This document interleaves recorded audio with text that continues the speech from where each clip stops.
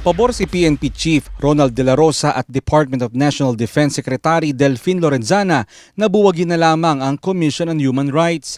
Ito'y matapos sabihin ni Pangulong Rodrigo Duterte sa kanyang ikalawang SONA na mas mabuti pang i-abolish na lamang ang naturang komisyon. I'm just being practical. With or without CHR, we can do our job properly without violating the human rights of the people.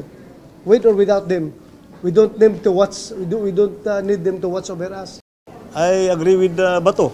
Hindi naman kailangan siguro sila to because we know, because every time when we took our oath of office, ang pinaka-importanting parte ng oath namin is to defend and protect the Constitution of the Philippines.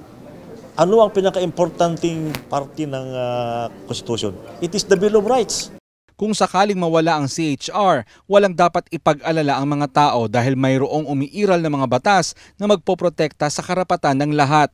Pabor din ng PNP at DND na kung mayroon mang mga pulis o militar na dapat imbestigahan dahil sa paglabag sa karapatang pantao ay dapat maiulat muna ito ng CHR sa Pangulo.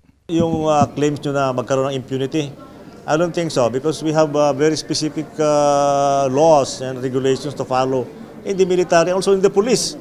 Hindi lang basta-basta malaki ang kaparusahan kung magkakaroon ng magkakamali dyan.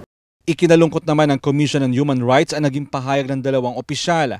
Ayon kay Attorney Jackie De Guia, spokesperson ng CHR, mas mabuti pa rin na mayroong isang grupo na labas ng isang ahensya na magsasagawa ng investigasyon sa paglabag sa karapatang pantao. As an independent watchdog or monitor ensures impartiality in terms of investigations conducted. While we recognize that the PFG, for example, has mechanisms such as the NAPOLCOM or the Internal Affairs Service, basically because they are investigating their own, in not all circumstances can they be expected to carry out impartial investigations.